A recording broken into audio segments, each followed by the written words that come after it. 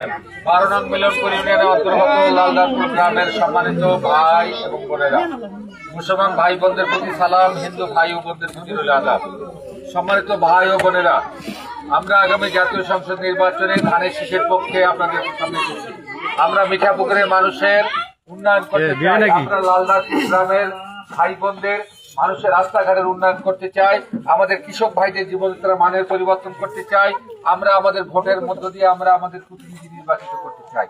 আপনারা এলাকার সচেতন মানুষ। আমরা দীর্ঘদিন এই রাস্তাঘাটগুলো থেকে বঞ্চিত। আমাদের মা বোনদের চাকরি নাই, আমাদের ছেলে মেয়েদের চাকরির সমস্যা, আমাদের চিকিৎসা সেবার মান নিম্নমানের। আমরা কেউ অসুস্থ হলে আমাদের রংপুরে যেতে সময় লাগে, আমরা চিকিৎসা পাই না।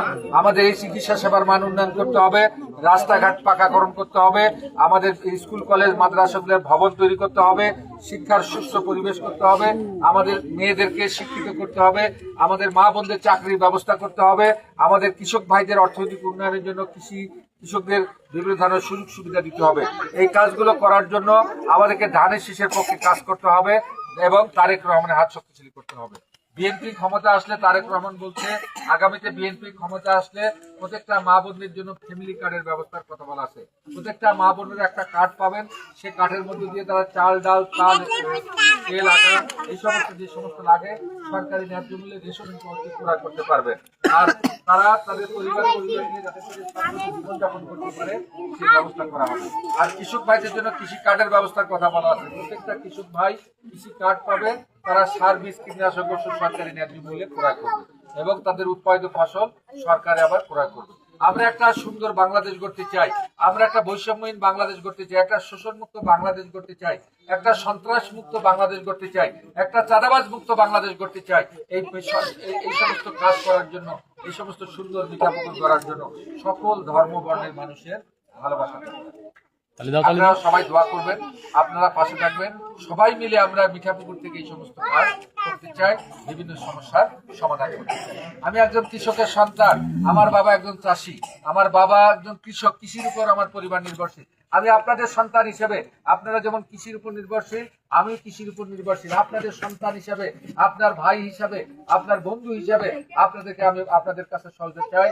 আপনাদের একটি ভোটের মধ্য দিয়ে এই মিঠাপুকুরের মানুষের অর্থনৈতিক পরিবর্তন আসতে পারে, মিঠাপুকুরের মানুষের উন্নয়ন হতে পারে। ভোট আসলে অনেকে অনেক বিদ্যুৎ আছে, গাড়ি বাড়ি নিয়ে হাজির হয়, অনেকে একেবারে ভোট নেওয়ার পর ঢাকা শহরে চলে যায় বা অন্যখানে চলে যায়। আমি মিঠাপুকুরে থাকি, মিঠাপুকুরে বাজারে আমার বাসা। আপনারা আমাকে দোয়া করবেন, আপনাদেরকে সাথে নিয়ে মিঠাপুকুরে মানুষের উন্নয়ন করব, মা বোনদের কর্মসংস্থানের ব্যবস্থা করব। আর একটা কথা কি, ভোট আসলে অনেক লোক জান্নাতের টিকিট ধরে বেড়ায়, বেহেশতের টিকিট ধরে বেড়ায়। এই সমস্ত মুনাফিকদের হাত থেকে আপনারা সজাগ থাকবেন।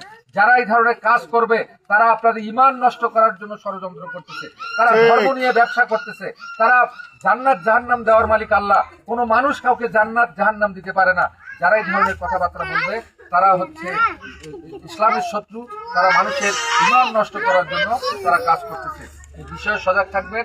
আমরা বলি নামাজ, রোজা, হজ, যাকাত আপনারা ধর্মকর্মের উপর দিয়ে আপনারা ঈমান আকীদার উপর জান্নাত জাহান্নাম যাবেন, কিন্তু আমরা আপনাদেরকে উন্নয়ন দেব, আপনাদেরকে রাস্তাঘাট করে দেব, বেকার সমস্যা করে দেব, তারপরে হচ্ছে মা বোনদের কর্মসংস্থানের ব্যবস্থা করে দেব, মেয়েদেরকে শিক্ষিত করার জন্য তাদের চাকরির ব্যবস্থা করে দেব, আমরা বিভিন্ন ব্রিজ করব, আমরা স্কুল কলেজ মাদ্রাসার ভবন করব, আমাদের চিকিৎসা সেবার মান উন্নয়ন করব।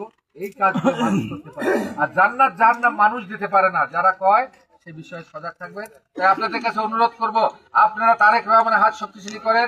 তারেক রহমানের নির্দেশে আমরা সুন্দর বাংলাদেশ গড়তে চাই, বৈষম্যহীন বাংলাদেশ মিঠাপুকুর করতে চাই, একটা সন্ত্রাস মুক্ত, চাঁদাবাজ মুক্ত মিঠাপুকুর করতে চাই।